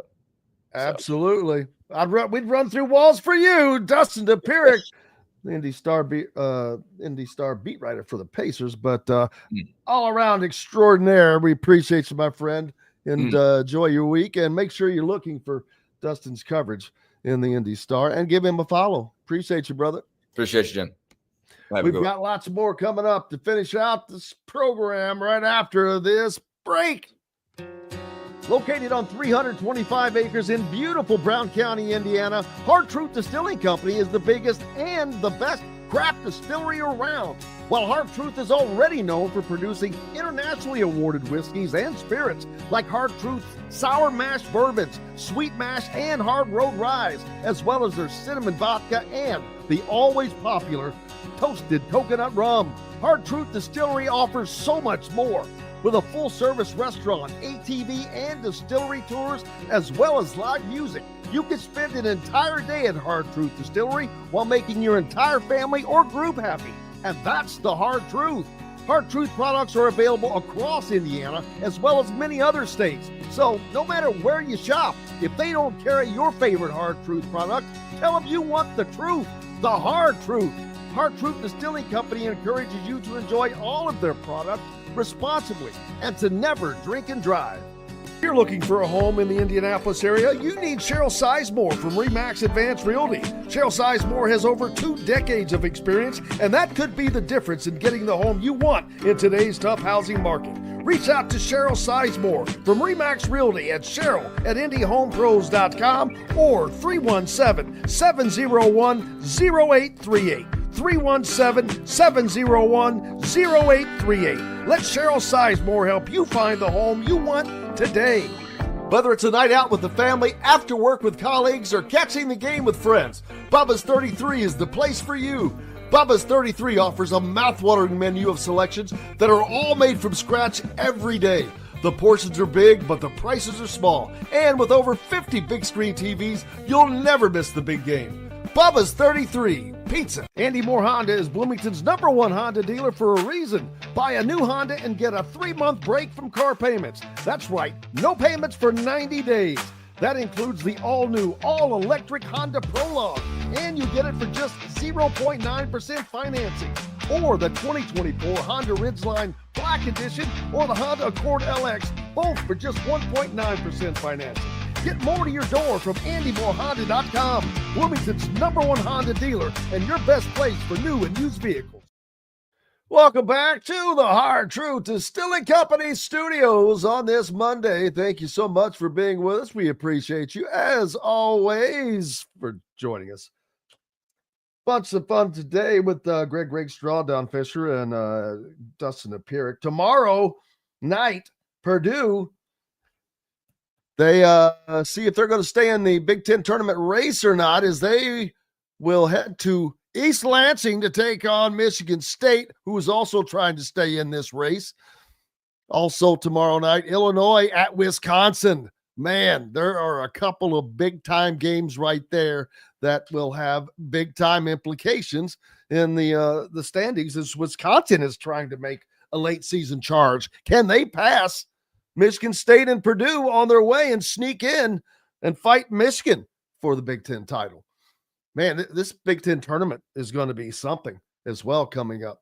Big thanks to each and every one of you for joining us on the program today. Without you, we have no reason to be here, and we're grateful. Back tomorrow to do it all again, of course. Mike DeCourcy, amongst others, will be joining us. So we look forward to doing that again, because it's a blast to be with you each and every day. For those of you that are following us on YouTube, make sure you give us a like. if nothing else, just give us a like. We'd appreciate that immensely. Just like we appreciate you being with us. It's been a blast as always. Go out and shovel this driveway or whatever you need to do. Until tomorrow, I'm Jim Coyle. I will see you on the radio. Thanks for listening to Indiana Sports Beat Radio. Be sure to subscribe to our YouTube page for more clips and team coverage of Indiana basketball, football, and more. You can also find full episodes and tons of other content on thehoosier.com. We'll see you next time for another edition of Indiana Sports Beat Radio.